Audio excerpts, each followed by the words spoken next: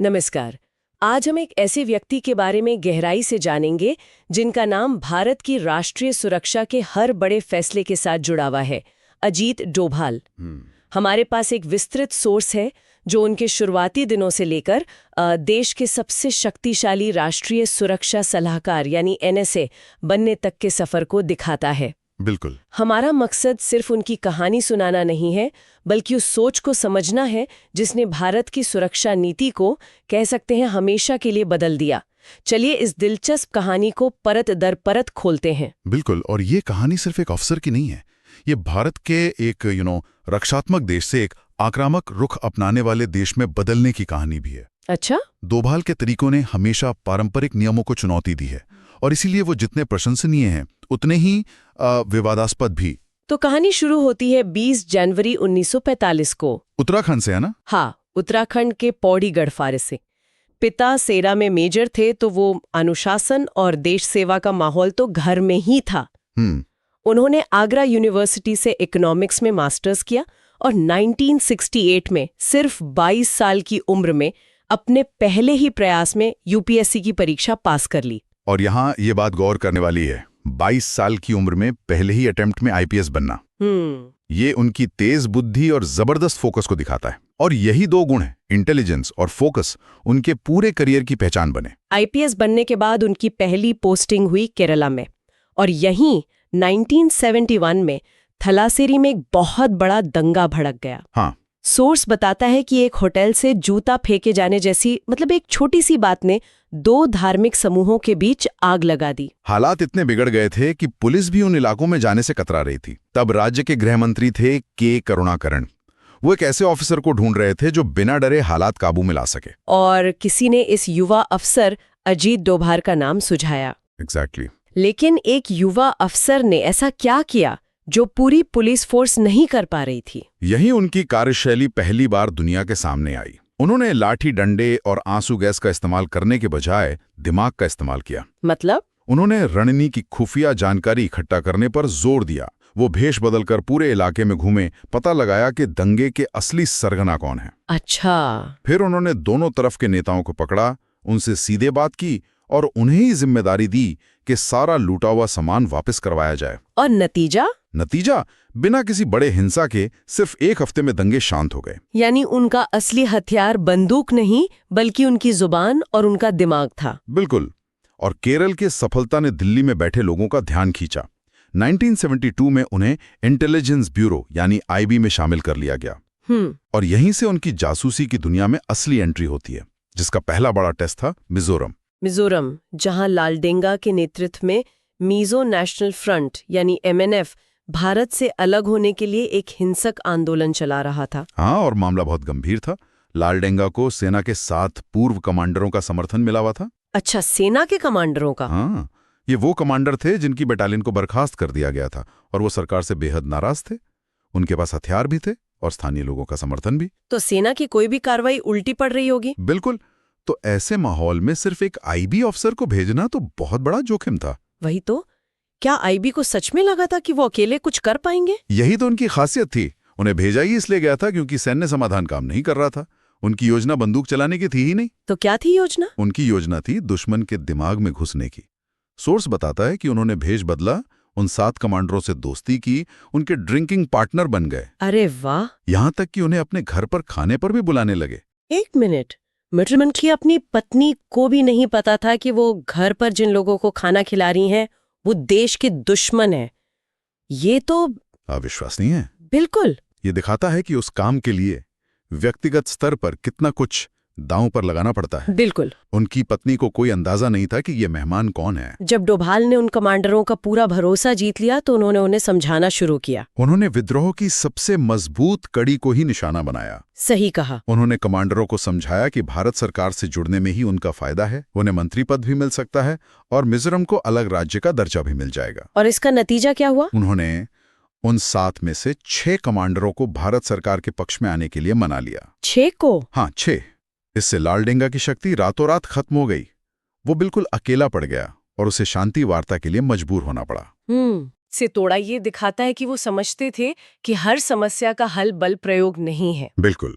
और यही समझ सिक्किम में और भी बड़े पैमाने पर दिखाई दी, जहां लड़ाई हथियारों से नहीं बल्कि राजनीति और कूटनीति से लड़ी जानी थी। हाँ, सिक्किम का मामला बिल्कुल अलग था।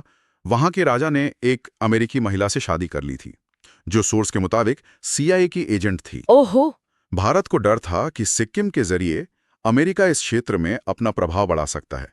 इंदिरा गांधी सिक्किम को भारत में मिलाना चाहती थी, लेकिन सीधे सेना नहीं भेज सकती थी। तो ये काम डोभाल को दिया गया। उन्होंने क्या किया इस बार? उन्होंने फिर से अपनी रणनीति बदली। यहां उन्होंने सैन्य बल के बजाय राजनीतिक रणनीति का इस्तेमाल किया। उन्होंने स्थानीय नेता काजी लेंडुप दोरजी की पार्टी सिक्किम नेशनल कांग्रेस, हाँ, सिक्किम नेशनल कांग्रेस को पीछे से समर्थन दिया। उन्हें पैसा और हर तरह की मदद दी ताकि वो जनता के बीच लोकप्रिय हो सकें। तो ये सीधे तौर पर हमला नहीं था, बल्कि एक तरह का राजनीतिक चेकमेट था। बिल्कुल। काजी ने चुनाव जीता और सिक्किम के प्रधानमंत्री बन गए। प्रधानमंत्री बनते ही योजना के मुताबिक उन्होंने भारत सरकार को चिट्ठी लिखकर मदद मांगी और कहा कि राजा अपनी मनमानी कर रहा है। बस भारत को एक आधिकारिक कारण मिल गया। एग्जैक्टली। भारतीय सेना ने महल को घेर लिया और एक जनमत संग्रह यानी रेफरेंडम कराया गया, जिसमें 97% लोगों ने भारत में विलय के पक्ष में वोट दिया और 1975 में सिक्किम भारत का 22वां राज्य बन गया, बिना एक गोली चलाए। इन 2 बड़ी सफलताओं के बाद उन्हें पाकिस्तान भेजा गया जासूस बनकर। हाँ, जहां वो करीब 6-7 साल रहे। उनका मुख्य काम था पाकिस्तान के परमाणु कार्यक्रम पर नजर रखना। सोर्स बताता है कि इस दौरान वो भिखारी बनकर भी घूमे ताकि कहूटा की न्यूक्लियर लैब के आसपास जानकारी जुटा सकें। हाँ, और 2 बार तो उनकी पहचान लगभग उजागर हो ही गई थी। अच्छा। एक बार जब इस्लामाबाद में एक मजार पर किसी ने उनके कान छिदे होने पर सवाल किया, और दूसरी बार जब लाहौर में एक आदमी ने कहा कि तुम्हारी नकली दाढ़ी गिरने वाली है। बाप रे। पाकिस्तान के इसी अनुभव ने उन्हें 1988 के ऑपरेशन ब्लैक थंडर के लिए तैयार किया होगा। जरूर। जब खालिस्तानी आतंकवादियों ने दोबारा स्वर्ण मंदिर पर कब्जा कर लिया, तो सरकार ऑपरेशन ब्लू स्टार जैसी गलती दोहराना नहीं चाहती थी। सही कहा। इस बार लक्ष्य था कि मंदिर को कोई नुकसान न पहुंचे और बिना खून खराबे के आतंकवादियों को बाहर निकाला जाए। तो डोभाल को बुलाया गया। उन्होंने पहले एक रिक्शा चालक का भेष बनाया और मंदिर के आसपास घूमकर जानकारी इकट्ठा की, लेकिन असली काम तो इसके बाद शुरू हुआ। लेकिन एक ISI एजेंट बनकर स्वर्ण मंदिर में घुसना, जहां हर कोई एक दूसरे पर शक कर रहा हो, ये सुनने में जितना आसान लगता है उतना है नहीं। बिल्कुल नहीं। क्या सोर्स इस पे कोई और जानकारी देता है कि उन्होंने अपना विश्वास कैसे जमाया? जरा सी चूक और उनकी जान जा सकती थी। सोर्स बताता है कि इसमें उनकी उर्दू और पाकिस्तान में बिताए गए सालों के अनुभव ने बहुत मदद की। वो जानते थे कि एक ISI एजेंट कैसे बात करेगा, उसका व्यवहार कैसा होगा। अच्छा। उन्होंने अंदर जाकर आतंकवादियों को यकीन दिलाया कि वो ISI की तरफ से उनकी मदद करने आए हैं। लेकिन आप सही कह रही हैं, ये एक ऐसा दांव था जिसमें उनकी जान जाने का खतरा 99% था। पर डोभाल की यही शैली रही है, हाई रिस्क हाई रिवॉर्ड। और फिर उन्होंने अंदर की सारी जानकारी की, कौन कहाँ है, कितने हथियार हैं, ये सब बाहर पहुंचा दी। बिल्कुल। वो अंदर बाहर आने जाने लगे और आतंकवादियों को बाहर की गलत जानकारी देते रहे, जबकि असल जानकारी वो बाहर सुरक्षा बलों को दे रहे थे। जब उनके पास पूरी जानकारी आ गई तो बाहर से पानी और बिजली की सप्लाई काट दी गई। अच्छा। गर्मी से बेहाल होकर जब आतंकवादियों का टॉप कमांडर जागीर सिंह पानी पीने बाहर निकला तो स्नाइपर ने उसे मार गिराया। तो लीडर खत्म। हाँ, अपने लीडर के मारे जाने और बिना पानी बिजली के हालात खराब होने पर बाकी आतंकवादियों का मनोबल टूट गया और फिर डोभाल ने अंदर जाकर उन्हें आत्मसमर्पण के लिए मना लिया। लेकिन इतने सफल करियर के बाद भी सत्ता बदलते ही चीजें बदल गई। सोर्स के मुताबिक 1998 में जब भाजपा सरकार आई तो उनकी गृह मंत्री लाल कृष्ण आडवाणी से नजदीकी बढ़ गई थी। हाँ, जो कांग्रेस को पसंद नहीं आई। हाँ, और कश्मीर की राजनीति में भी उनकी भूमिका पर गंभीर सवाल उठाए गए। सोर्स में आरोप है कि उन्होंने मुफ्ती मोहम्मद सईद को कांग्रेस छोड़ने और अपनी पार्टी PDP यानी पीपल्स डेमोक्रेटिक पार्टी बनाने के लिए प्रोत्साहित किया था। PDP बनाने के पीछे क्या सोच थी? क्या ये सिर्फ कांग्रेस को कमजोर करने की एक चाल थी? सोर्स के मुताबिक इसका मकसद सिर्फ कांग्रेस को कमजोर करना नहीं था, ये एक रणनीतिक चाल थी जिसका उद्देश्य हार्डलाइनर अलगाववादियों के वोट को एक मुख्यधारा की राजनीतिक पार्टी की तरफ मोड़ना था ताकि उन्हें चुनावी प्रक्रिया में शामिल किया जा सके। लेकिन सवाल ये उठता है कि क्या इस रणनीति ने लंबे समय में कश्मीर में अलगाववाद को मुख्यधारा में लाकर उसे एक राजनीतिक पहचान दी, या इसने सिर्फ मौजूदा राजनीतिक दलों को अस्थिर किया? सही सवाल है। सोर्स इस पर कोई एक जवाब नहीं देता, लेकिन ये डोभाल की उस सोच को दिखाता है जहां वो राजनीतिक और सुरक्षा के दांवपेच को एक साथ मिलाकर चलते हैं।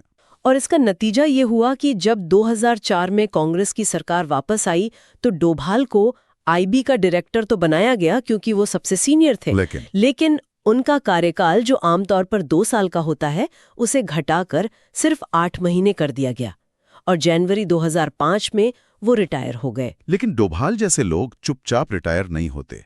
2005 में उन्होंने दाऊद इब्राहिम को खत्म करने का एक गुप्त ऑफ द बुक्स प्लान बनाया। अच्छा। खबर थी कि दाऊद की बेटी की शादी दुबई में होनी है और वो वहां आएगा। तो उन्होंने क्या किया? वो तो किसी आधिकारिक पद पर नहीं थे, इसीलिए उन्होंने अपनी व्यक्तिगत क्षमता में काम किया।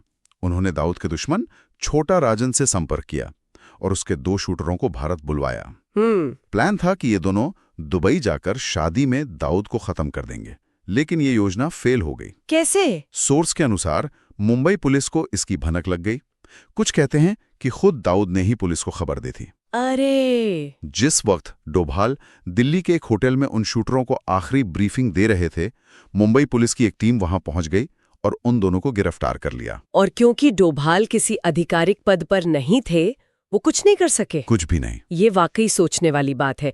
एक आदमी जो देश के सबसे बड़े ऑपरेशनों का हिस्सा रहा, रिटायरमेंट के बाद भी अपने दम पर देश के सबसे बड़े दुश्मन को पकड़ने की कोशिश कर रहा है। हाँ। और अपने ही देश की पुलिस की वजह से नाकाम हो जाता है। ये ब्यूरोक्रेसी और जमीनी हकीकत के बीच के टकराव का एक क्लासिक उदाहरण है। बिल्कुल। लेकिन यहीं से उनकी सत्ता में वापसी की कहानी शुरू होती है। 2008 में गुजरात के तत्कालीन मुख्यमंत्री नरेंद्र मोदी ने उन्हें एक सुरक्षा विश्वविद्यालय, रक्षा शक्ति यूनिवर्सिटी, उसे स्थापित करने के लिए आमंत्रित किया। फिर 2009 में उन्होंने विवेकानंद इंटरनेशनल फाउंडेशन (VIF) नाम का एक थिंक टैंक शुरू किया। और यही VIF एक महत्वपूर्ण मोड़ साबित हुआ। बहुत बड़ा मोड़। ये थिंक टैंक राष्ट्रीय सुरक्षा जैसे मुद्दों पर सेमिनार करता था। 2011 में इसी फाउंडेशन ने काले धन पर एक रिपोर्ट जारी की। इसके बाद उन्होंने अन्ना हजारे, अरविंद केजरीवाल और किरण बेदी जैसे लोगों के साथ मिलकर सेमिनार किए। अच्छा। यहीं से उस भ्रष्टाचार विरोधी आंदोलन को एक बौद्धिक आधार मिला, जिसने तत्कालीन कांग्रेस सरकार को गिराने में एक बड़ी भूमिका निभाई। और जब 2014 में भाजपा की सरकार बनी तो अजीत डोभाल को भारत का राष्ट्रीय सुरक्षा सलाहकार बनाया गया और इस बार वो पहले से कहीं ज्यादा ताकतवर थे। NSA बनने के बाद उन्होंने भारत की सुरक्षा नीति में एक बुनियादी बदलाव किया। पहले भारत की नीति डिफेंसिव यानी रक्षात्मक थी। डोभाल ने इसे डिफेंसिव ऑफेंसिव स्ट्रैटेजी में बदला। इसका सीधा मतलब है, हम सिर्फ हमले का बचाव नहीं करेंगे, हम वहां हमला करेंगे जहां से आतंकवाद शुरू होता है। यानी दुश्मन के घर में घुसकर कार्रवाई करना। एग्जैक्टली। उरी की सर्जिकल स्ट्राइक और बालाकोट एयर स्ट्राइक इसी नीति के सबसे चर्चित उदाहरण हैं। लेकिन क्या इसका असर सिर्फ पाकिस्तान तक ही सीमित था? बिल्कुल नहीं। सोर्स के मुताबिक इसका असर चीन के साथ संबंधों पर भी दिखा। 2017 में डोकलाम विवाद के दौरान 73 दिनों तक भारत ने जिस तरह से अपनी सेना को चीन के सामने अड़ाए रखा, उसे भी इसी बदली हुई नीति का नतीजा माना जाता है। शायद पहले भारत कूटनीतिक दबाव में पीछे हट जाता, शायद। और अनुच्छेद 370 को हटाने के बाद कश्मीर में सुरक्षा ग्रिड को जिस तरह से मैनेज किया गया, हाँ, जिसमें संचार को बंद करने से लेकर नेताओं को नजरबंद करने तक हर कदम की पहले से प्लानिंग थी, वो भी इसी आक्रामक रणनीति का हिस्सा था। लेकिन इतनी बड़ी ताकत के साथ बड़े आरोप भी आते हैं। उनके और उनके परिवार पर भी कई सवाल उठे। हाँ, सोर्स में 2 बड़े आरोपों का जिक्र है। पहला, उनके बेटे शौर्य डोभाल की इन्वेस्टमेंट कंपनी में एक पाकिस्तानी सह संस्थापक था। ओहो। इस पर कांग्रेस ने सवाल उठाया कि एक तरफ NSA आतंकवाद से लड़ रहे हैं और दूसरी तरफ उनका बेटा एक पाकिस्तानी के साथ बिजनेस कर रहा है। और दूसरा आरोप उनके दूसरे बेटे विवेक डोभाल पर लगा था। हाँ, कांग्रेस नेता जयराम रमेश ने एक प्रेस कॉन्फ्रेंस में आरोप लगाया कि विवेक डोभाल ने नोटबंदी के ठीक 13 दिन बाद केमन आइलैंड्स में एक हेज फंड शुरू किया। केमन आइलैंड्स, जो एक टैक्स हेवन माना जाता है। हाँ, वही। हेज फंड अमीरों के लिए एक तरह का म्यूचुअल फंड होता है जो ज्यादा जोखिम लेकर ज्यादा मुनाफा कमाने की कोशिश करता है। और केमन आइलैंड्स एक ऐसी जगह है जहां पैसे के सोर्स और टैक्स को लेकर नियम बहुत ढीले ढाले हैं। तो जब नोटबंदी के ठीक बाद वहां ऐसी कंपनी खोली गई तो विवाद खड़ा हो गया। जाहिर है। तो इस मामले का क्या हुआ? इस मामले में विवेक डोभाल ने जयराम रमेश और एक मैगजीन पर मानहानि का मुकदमा कर दिया। बाद में जयराम रमेश को अदालत में लिखित रूप से माफी मांगनी पड़ी। अच्छा, हाँ। तो ये मामला कानूनी तौर पर खत्म हो गया। हाँ। तो इन सभी जानकारियों का क्या मतलब निकलता है? अजीत डोभाल की कहानी एक तेज तर्रार आईपीएस अधिकारी से शुरू होकर एक मास्टर जासूस, एक विवादास्पद रणनीतिकार और अंत में भारत के शायद सबसे शक्तिशाली राष्ट्रीय सुरक्षा सलाहकार बनने तक की है। वो एक ऐसे व्यक्ति हैं जो पर्दे के पीछे से काम करते हैं, लेकिन जिनका असर देश की सुरक्षा और राजनीति पर साफ दिखाई देता है। और अंत में एक विचार, सोच सुने असली चाणक्य कहता है, क्योंकि उन्होंने सत्ता से बाहर रहते हुए भी रणनीतिक रूप से अपने विरोधियों को मात दी और सत्ता में शानदार वापसी की। तो सोचने वाली बात यह है कि एक लोकतंत्र में जब कोई गैर निर्वाचित अधिकारी, जिसे जनता ने नहीं चुना है, हाँ, जिसे जनता ने नहीं चुना है, वो इतना शक्तिशाली और स्थायी प्रभाव रखता है जो न केवल सुरक्षा नीति बल्कि राजनीतिक परिणामों को भी आकार देता है। तो इसका क्या अर्थ है? क्या ये आधुनिक शासन की एक आवश्यकता है या ये लोकतंत्र के लिए एक चिंता का विषय है?